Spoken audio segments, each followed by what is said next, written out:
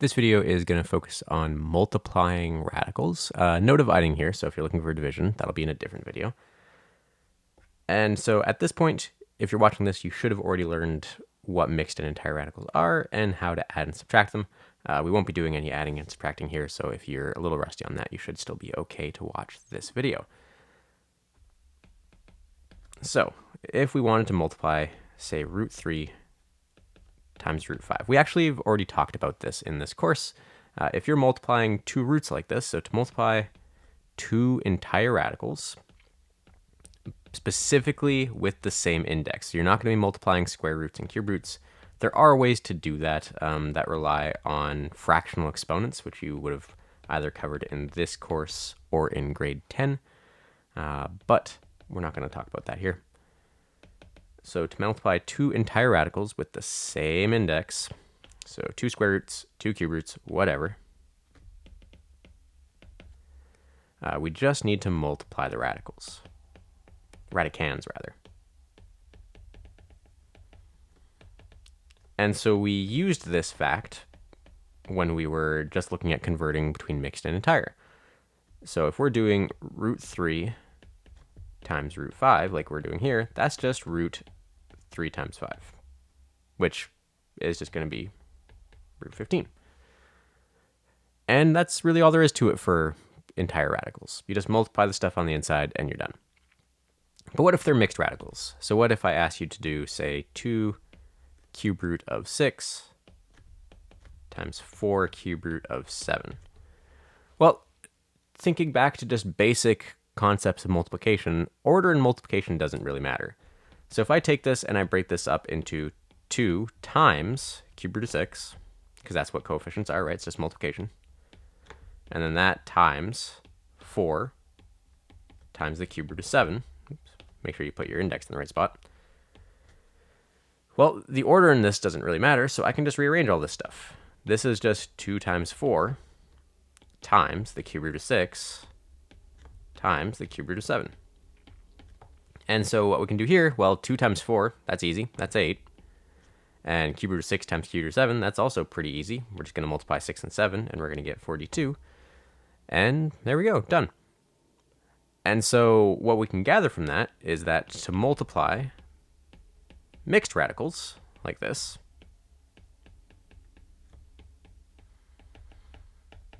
it's a 3-step process, really. So step 1, you multiply the coefficients. Pretty basic. Step 2, you multiply the radicands.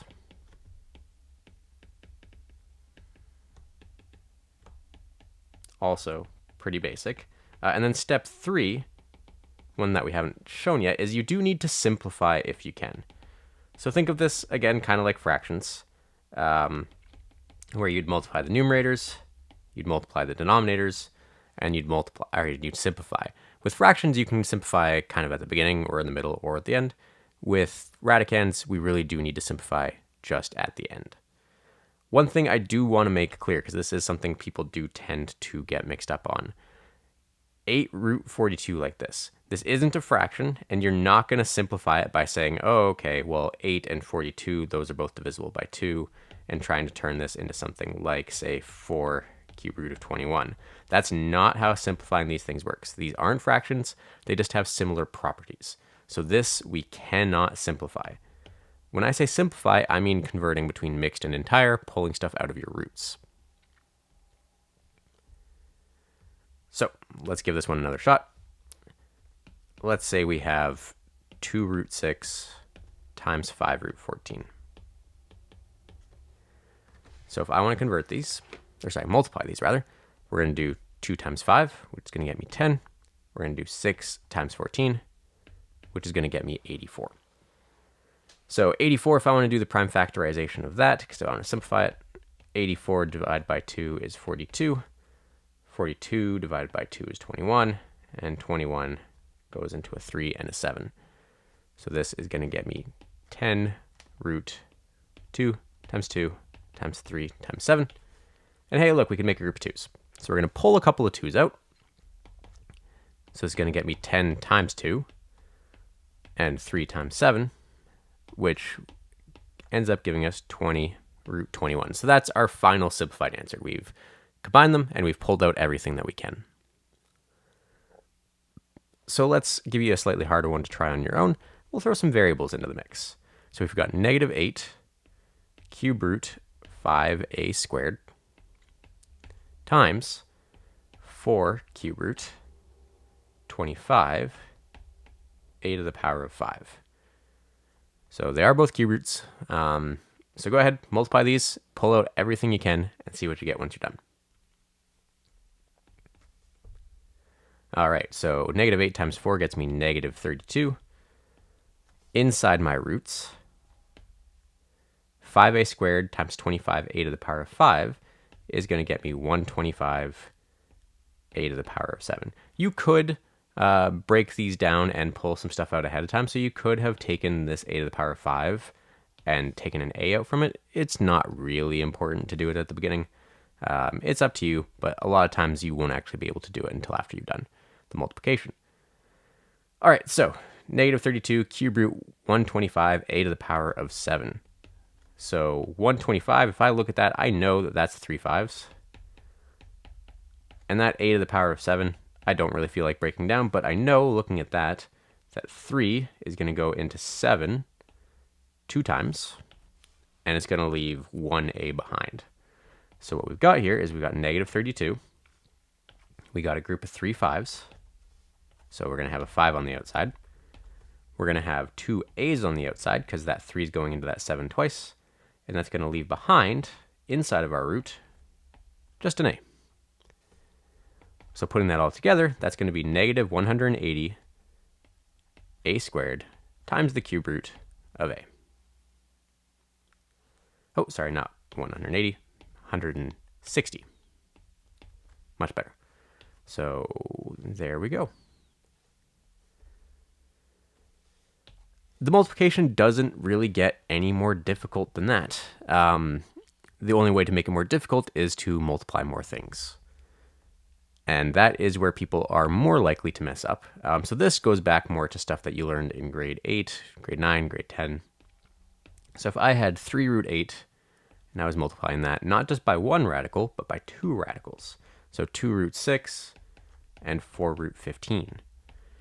So if you look at this, and maybe let's just ignore some of the fluff for a second. And if you had just 3 times x plus 5, right? What would you do with this? Well, you'd say, if I want to multiply that, that 3's got to go into there like that, right? So what we need to do is we need to distribute. And so you really got to watch out for this in this chapter. You're going to be distributing a bunch, so try not to mess it up. The one really important thing to keep in mind, 3 root 8 is 1 term. 2 root 6 is 1 term. 4 root 15 is 1 term. So when we distribute that, we're not distributing the 3 and then distributing the 8 and so on and so on. We are distributing entire terms. So we're going to do 3 root 8, this whole thing, times 2 root 6, and 3 root 8 times 4 root 15. So really, really be careful with that. So 3 root 8 times 2 root 6, and 3 root 8 times 4 root 15. So we do our multiplication. 3 times 2 gets me 6. Root 8 times root 6 gets me root 48. The other one's going to get me 12 root 120. And so we pull some stuff out. So I'm going to skip across the prime factorization. You're welcome to double check it on your own. So from the 48, we're going to be able to pull out a couple of 2's, and it's going to leave behind a 3. From the 120, we're going to be able to pull out just a single 2, and it's going to leave me a root 30. So if we simplify all of that, 6 times 2 times 2 gets me 24 root 3, and 12 times 2 gets me 24 root 30. So looking at that, ask yourself, can I add these? Well, they have the same coefficient, but that really doesn't matter. The radicands, 3 and 30, are not the same. These aren't like we cannot add them. Okay, so adding another little bit to this. We've got 2 minus root 5 and 3 root 2 plus root 5. So now, what are you going to have to do here? If you've got a set of brackets times a set of brackets, say I asked you to do x plus 3 times x minus 4. This is something you did a lot of in Math 10, and it's something we've done a little bit of in this course as well. Remember, when you've got brackets times brackets like this, you need to FOIL. So really be careful with that. Try not to mess it up. All right, so we FOIL. We've got 2 times 3 root 2, 2 times root 5 times 3 root 2, and root 5 times root 5. So that first multiplication is going to get me 6 root 2. Then I'm going to have 2 times root 5. And this is something people do get a little bit confused with. 2 times root 5 is just 2 root 5. When you're multiplying, you multiply the stuff that's on the outside of the root together and the stuff that's on the inside of the root together. So the 2 times the root 5, the 2 is the only thing on the outside, and the 5 is the only thing on the inside, so it just ends up looking like this. Then we do root 5 times 3 root 2. So the 3 is just going to stay as a 3, but it is going to be negative now because we're doing a negative root 5 times a positive 3 root 2. And then inside the root, we've just got root 10. And then for our last one here, we can be a little bit smart about this, but I'm going to do the slower root for a second, and then I'll go back and talk about it. So 5 times 5 gets me 25. So if we simplify these, 6 root 2 is just 6 root 2, 2 root 5 is just 2 root 5, 3 root 10 is just 3 root 10. But root 25, that is one that we can do. Root 25 is actually just 5. And so how we could have been a little bit smarter about this, if you do a square root times itself, so root 5 times root 5, the root just cancels out. Because what you're doing is you're doing root 5 squared. And remember, roots and squares are opposites. So root 5 squared is just root 5. And that's going to be true in general. So if you end up doing, say, root 72 times root 72, you could multiply those and try to do prime factorization and break them down. But you could also just say root 72 times root 72 is 72. So anytime you're multiplying a square root, specifically a square root, by itself, the root just cancels out and you're just left with the radicand. Looking back at what we have no like radicals. There's nothing we can combine here, so this one just stays as is. Sometimes we will be able to, sometimes we won't. I'm just going to write a little note just to reiterate that thing I was just talking about. So root a times root a equals just a. But again, that's only for square roots. All right, we're going to do one more foiling question here. This one's going to be for you to try on your own. So go ahead, once this whole thing's down, pause the video, try to do it on your own really carefully. So watch out for all of your indices and your radicands and your coefficients and simplifying properly. There's a lot going on here. And then once you're done, come back and see how you did. All right, so we need to do some foiling. So 2 cube root 4 times cube root of 9 is going to get me 2 cube root 36. 2 cube root 4 times 5 cube root 3 is going to get me 10 cube root 12. 3 cube root 12 times cube root of 9 is going to get me minus 3 cube root 108. And then that last one is going to get me minus 15 cube root of 36. All right, so simplifying what we can. We have two like radicals here. So we've got a cube root of 36 and another cube root of 36. I can't break those down at all. 36 is a couple of 2's and a couple of 3's. So with a cube root, there's nothing I can pull out. But I can add them together. So the 2 minus the 15 is going to get me negative 13 cube root of 36. The 10 cube root 12 is just kind of hanging out, not doing anything. It's going to stay as is. And then this cube root 108, I can pull something out of that. So 108, if you break it down, is 2 times 2 times 3 times 3 times 3. So I am going to be able to pull out a 3 from that, which multiplied by the 3 that's already on the outside is going to get me 9 cube root of 4. And so this one is broken down as far as it gets. So there we are. All right, so to wrap this one up, I'm just going to do a couple of application questions just to show you some situations that you might run into when you're dealing with multiplication. So let's start by looking at a rectangle. And I'm going to tell you that one side of this thing is going to be root x, and the other one is going to be 3 root 5. And so I could ask you a couple of things. For example, I might say determine the area and the perimeter.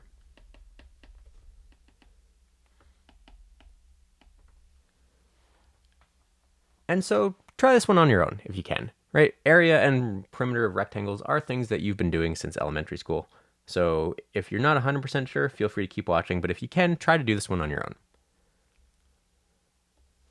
So area. The area of a rectangle is length times width, which is pretty easy in this case. That's just going to be root x times 3 root 5. And so if we multiply those, that's just 3 root 5x. Done. Not much going on there. Perimeter, remember, is all of the sides added together. So that's root x plus 3 root 5 plus 3 root 5. Well, root x plus root x is 2 root x, and 3 root 5 plus 3 root 5 is 6 root 5. What you can also do is multiply each side by 2 and then add it together. So it's 2 times root x plus 2 times 3 root 5, which is going to get you the same thing we just had. So there you go, area, perimeter. The last one I want to do is going to look like this. We're going to go 3D here. So we're going to have a rectangular prism. Do your best to copy this out. This is a good skill to have to be able to draw in 3D, so at least try. And then we are going to talk about what we want to do.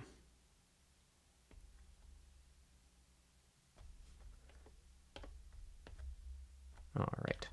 So our rectangular prism, I'm going to give you the length, width, and height. And there's two things I could ask you to do with this. I could ask you to do surface area, which is going to be really long and time consuming. So I'll give you the easier option, and we're just going to do volume. So we've got 2 root 6 meters, we've got 4 root 14 meters, and we've got 11 root 21 meters. And I want the volume. So you probably haven't thought too much about volume since grade 8. So for a quick refresher for you, the volume of a rectangular prism is length times width times height. So go ahead and do this one on your own. But I'm going to be nice and say don't try to convert it to a mixed radical. Don't simplify. Just do the multiplication and then come back and see how you did, and then I'll show you an easier way to do this one. So if we multiply these, length times width times height, that's 2 root 6 times 4 root 14 times 11 root 21. So if I multiply all of my coefficients, all of the outside stuff, 2 times 4 times 11, well, that's 8 times 11, so it's just 88. The inside stuff, it'll take you a minute. You might have to do some 2-digit multiplication with this, but 6 times 14 is 84. And 84 times 21 is going to get you 1,764. So that's going to be a little bit of annoying to break down with prime factorization and to pull stuff out of. So there is a better way to do this. Let's backtrack to before we multiplied. So we had 2 root 6 times 4 root 14 times 11 root 21. And let's break these down now. So 6, that's 2 times 3. So this is 2 root 2 times 3. 14 is 2 times 7, so this is 4 root 2 times 7. And 21 is 3 times 7, so that's 11 root 3 times 7. And so you can probably see where this is going. When we multiply these now, what we end up with, on the outside, we still have 2 times 4 times 11. And on the inside, we now have 2 times 3 times 2 times 7 times 3 times 7. Right, so I've just broken it down before putting them together instead of breaking them down after I put them together. So that outside stuff is still going to get you 88. That inside stuff, if we rearrange things a little bit, is going to be 2 times 2 times 3 times 3 times 7 times 7. And hey, look, we can make some groups here. So we got a couple of 2s, a couple of 3s, a couple of 7s. And it turns out everything is going to come out. We end up with a 2 and a 3 and a 7 to go along with our 88. If you multiply all of that together, what you're going to end up with is 3,696. And in terms of units, I did tell you it was meters. Keep in mind though, for volume, it should be meters cubed. So this is a really helpful strategy to use when you're multiplying more than one thing, or even if you're just multiplying, like doing one multiplication, this can still be helpful. Breaking things down ahead of time saves you from having to do some more annoying and complicated prime factorization. So looking back at this one even, when I did 12 times 9, so when we multiplied these two terms together, and we got 108, well, if I had broken that down ahead of time and just told myself, okay, 12 is 2 times 2 times 3, 9 is 3 times 3, suddenly that becomes really easy to break down. We make that group right away. We don't have to think about it too much. So I wouldn't do it for every single case, but sometimes knowing to do that can kind of save you some time. And so there we go. That's multiplication. In the next video, I'm going to get into division, which we're not going to spend much time on, and also something called rationalizing, which is going to be a little bit more important to us. So once you've got this settled down, go ahead and take a look at that video.